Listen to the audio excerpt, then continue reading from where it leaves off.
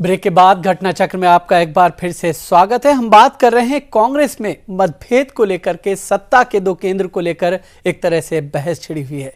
लेकिन जिस तरह से देश के हालात बने हुए हैं, जिस तरह से यूपीए सरकार के ऊपर आरोप लग रहे हैं घोटालों के, जिस तरह से हर तरफ से यूपीए सरकार घिरी हुई है, ऐसे में प्रधानमंत्री डॉक्टर मनमोहन सिंह ये कहते हुए नजर आ रहे हैं कि गठबंधन की मजबूरी है, जिसकी वजह से बहुत सारी चीजें जो की जानी चाहिए थी वो नहीं कर सके हैं। क्या कुछ जो है प्रधानमंत्री ने बोला है, पहले वो सुनते हैं। Indian industry to have faith in our determination and avoid getting swayed by a mood of negativism.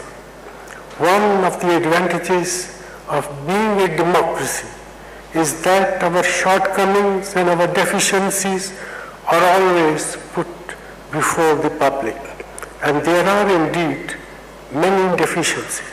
Corruption is a problem. Bureaucratic inertia is a problem. Managing coalitions is not easy, but these problems have not arisen suddenly. At times, when our democratic processes frustrate us, do remember that it is this very democracy, this commitment to pluralism, commitment to these fundamental freedoms that we all cherish, that they are the firm foundations of this ancient land's resurgence as a modern nation. तो प्रधानमंत्री doctor Manmohan Singh CII की बैठक में संबोधन कर रहे थे, लेकिन हम आपको बताएं कि इसी बैठक में अगले दिन राहुल गांधी जो कांग्रेस के उपाध्यक्ष हैं वो भी इस बैठक में बोलने वाले हैं। लेकिन जिस चीज को लेकर के कांग्रेस में बहस छिड़ी हुई है, जनार्दन द्विवेदी एक तरफ है, दूसरी तरफ दिग्विजय सिंह है। क्या कुछ वो कहते हुए नजर आ रहे हैं, वो एक बार फिर से हम आपको सुनवाते हैं। मेरा मत एक बात है और पार्टी का मत एक बात, इसलिए जो पार्टी का मत है वही अब मेरा मत है। What ever I have said is on record. मैंने आज तक कभी बात अपनी वापस ली नहीं है। पिछले 9 साल से पार्टी अध्यक्ष के रूप में और प्रधानमंत्री के रूप में कांग्रेस अध्यक्ष श्रीमती सोनिया गांधी और प्रधानमंत्री डॉक्टर मनमोहन सिंह के जो संबंध रहे हैं, वैसा उदाहरण आमतौर से नहीं मिलता है। शायद भविष्य के लिए भी यही स्थिति आदर्श है। ये बात जब मैं कहता हूं तो मैं लोकतांत्रिक व्यवस्था के आदर्श के रूप में कहता हूं। किसी भी लोकतंत्र में जहां अनेक पार्टियां अपनी अपनी विचारधारा के साथ चुनाव लड़ती हैं और सरकारें बनाती हैं, वे जनता का समर्थन प्राप्त करती हैं। पार्टी तय करती है कि सरकार किन नीतियों पर चले, पार्टी तय करती है कि प्रधानमंत्री कौन हो। लेकिन देखा यह जाता है कि कुछ समय बाद दृश्य या अदृश्य रूप में, कभी विजिबल कभी इनविजिबल, दोनों के बीच में कुछ तनाव, कुछ मनमुटाव, जिसको कभी छिपाया जाता है, कभी दिखाया जाता है, ये सब देखने को मिलता है। यहां इतने लंबे अरसे तक जिस तरह के संबंध रहे, जिस तरह से मतैक्य रहा, एक राय से, एक तरह से सारी शालीनता और शिष्टाचार के साथ संबंधों का निर्वाह किया गया, ये दुनिया के किसी भी लोकतंत्र के लिए आदर्श स्थिति है।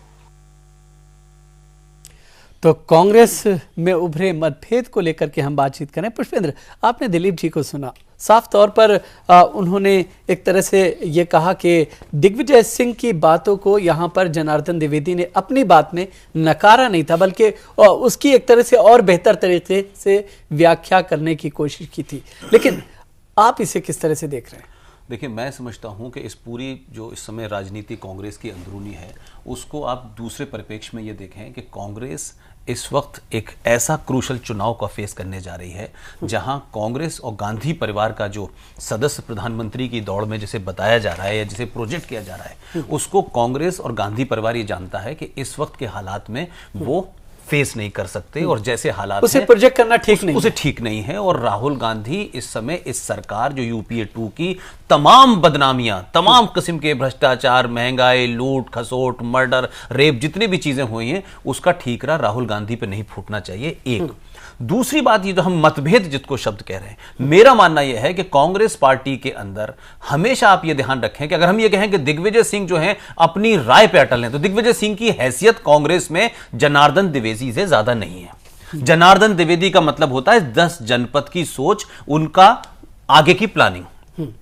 जनार्दन दिग्विजय सिंह को कांग्रेस पार्टी हमेशा 2 हिस्सों में इस्तेमाल करती है और वो उसी के ऑर्केस्ट्रेड अंग हैं। कोई ऐसा नहीं है कि दिग्विजय ने सडनली 125 साल पुरानी पार्टी में अपने आप को ठाकुर बताते हुए कहा कि मैं वही बात कर रहा हूं। उन्होंने 2 केंद्र की बात कही है। हाँ। अगर कांग्रेस का आप इतिहास देखें, इंदिरा गांधी पार्टी की अध्यक्ष रही, प्रधानमंत्री नहीं। नेहरू जी पार्टी के अध्यक्ष रहे, प्रधानमंत्री रहे। राजीव गांधी प्रधानमंत्री रहे, अध्यक्ष रहे। यह मामला जब भी आया जब गांधी परिवार का कोई आदमी प्रधानमंत्री नहीं बना, तो उस प्रधानमंत्री को कंट्रोल करने के लिए हमेशा जो है अध्यक्ष अलग हो गया। आज सोनिया गांधी अध्यक्ष हैं और प्रधानमंत्री गांधी परिवार का नहीं है। इसीलिए मैं कह रहा हूं कि आप जरा राहुल गांधी के उस बयान पे जाएं कि राहुल गांधी ने साफ साफ ये कहा कि अगर गांधी परिवार का कोई प्रधानमंत्री होता 1992 में, तो बाबरी मस्जिद और राम जन्मभूमि पे जो विध्वंस हुआ, जो उस ढांचे को गिराया गया, वो नहीं होता।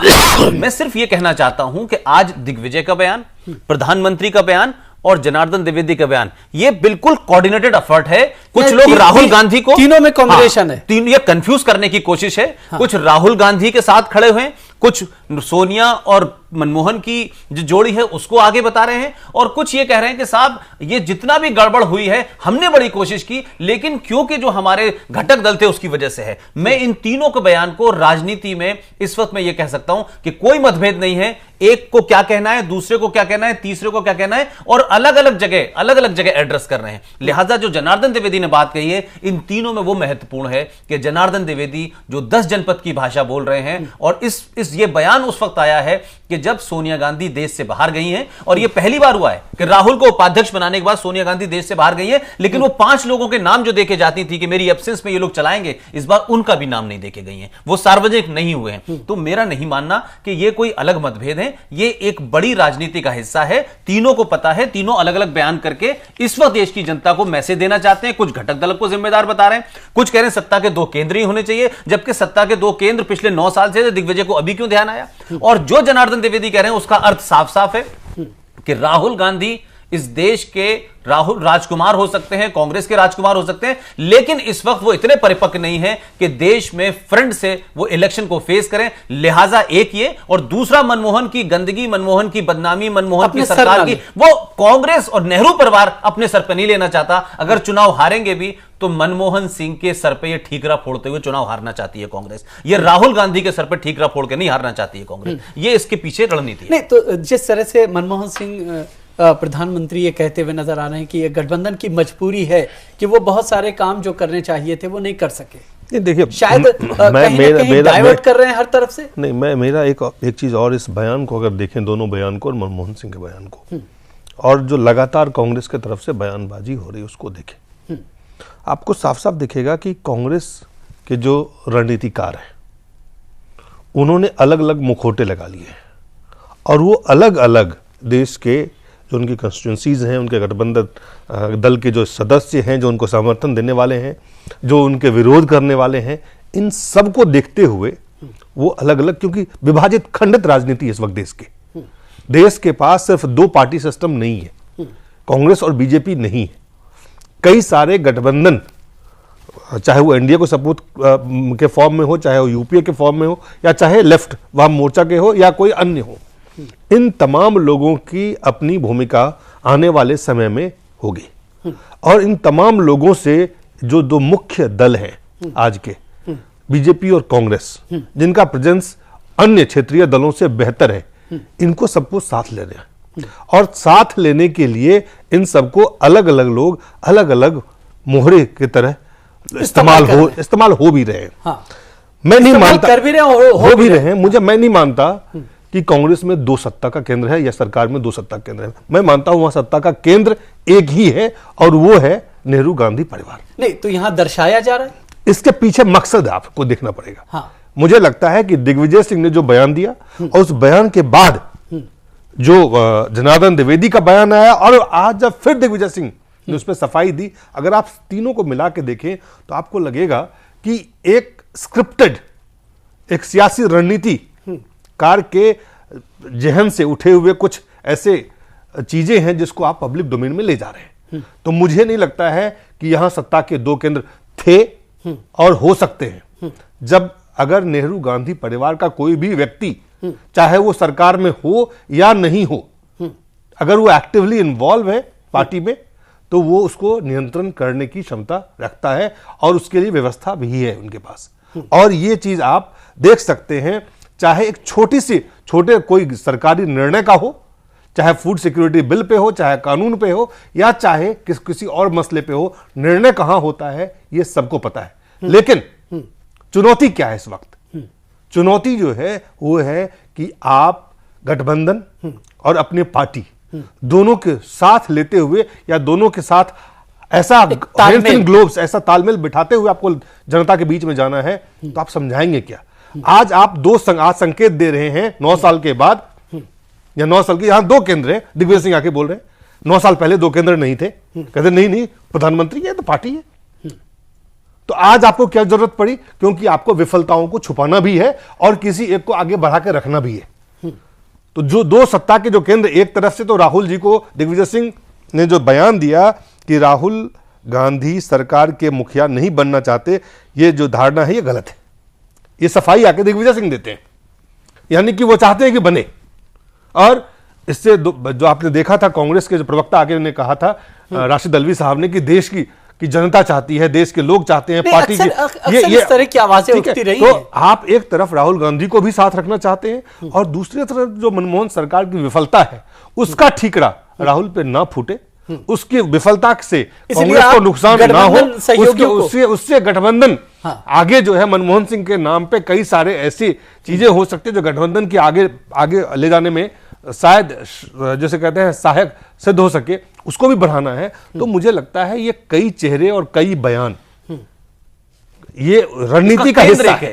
इसका केंद्र भी एक है, सत्ता का भी केंद्र एक है कांग्रेस में, और इसका भी बयान का भी केंद्र एक है। और मैं नहीं मानता हूं कि कभी केंद्र गांधी नेहरू परिवार के होते हुए सत्ता का दो केंद्र कांग्रेस में हो सकता है। अगर वो एक्टिव है, मैं इसको मानने के लिए तैयार बिल्कुल नहीं। दिलीप, वही मैंने कहा कि देखिए, जब इंदिरा गांधी रही सत्ता में तो प्रधानमंत्री भी रही, अध्यक्ष भी रही। नेहरू जी प्रधानमंत्री रहे, अध्यक्ष रहे। राजीव गांधी अध्यक्ष रहे, प्रधानमंत्री रहे। जब गांधी परिवार का कोई सदस्य प्रधानमंत्री नहीं रहा और कांग्रेस सत्ता में रही, तो नेहरू परिवार की, गांधी परिवार की तरफ से अध्यक्ष के नाम पर के सत्ता में सीधा दखल होता था, आपकी पकड़ होती थी। एक दूसरी बात जो मैं कहना चाह रहा हूं कि आपने जितनी बातें कही हैं, आप बिल्कुल इस तरह देखें कि मुझे लगता है कि जैसे जैसे आप आगे बढ़ रहे हैं चुनाव की तरफ, राहुल गांधी के सर पे से ठीकरा न फूटे हमारी नाकामियों का, तो उन्होंने मनमोहन की तरफ कहा और मनमोहन को यह कहते हुए कहा कि ये जो मॉडल है उसमें सोनिया गांधी का नाम जोड़ा, कहा ये भविष्य में भी रहेगा। और जैसे ही मनमोहन सिंह के ऊपर वो ठीकरा आया, मनमोहन सिंह ने पड़ोस में कहा कि नहीं, ये तो घटक दलों का है। बिल्कुल, तो ये कुछ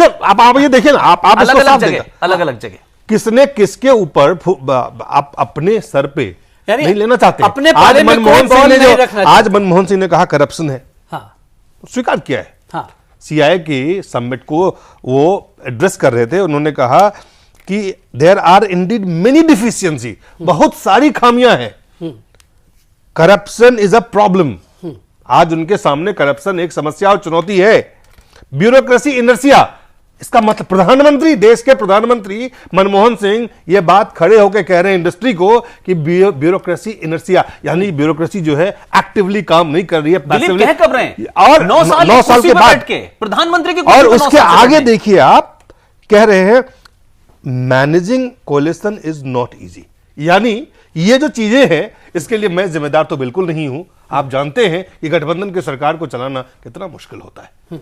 तो ये जो बयान प्रधानमंत्री का है, और प्रधानमंत्री से पहले जो दिग्विजय सिंह का है, उससे पहले जो जनार्दन द्विवेदी का है, ये उसी सर्कल का, उसी सर्किट का एक हिस्सा है जिसको निकाल के पब्लिक डोमेन में लाया गया है for a political game plan, जिसको मैं मानता हूं। और उससे ज्यादा सियासी रणनीति से ज्यादा मैं इसे कुछ नहीं मानता हूं। ये सफल होता है, असफल होता है, ये आने वाला समय बताएगा। चलिए, समय एक छोटे से ब्रेक का है। ब्रेक के बाद जब वापस लौटेंगे तो बात करेंगे मुलायम सिंह के सियासी दांव की, चूंकि मुलायम सिंह ये कहते हुए नजर आ रहे हैं कि अगर सरकार के खिलाफ कोई जबान खोलेगा, सरकार का कोई विरोध करेगा तो उसे जेल में डाल दिया जाएगा। आखिर किस चीज का डर है मुलायम सिंह यादव को? बात करेंगे ब्रेक के बाद।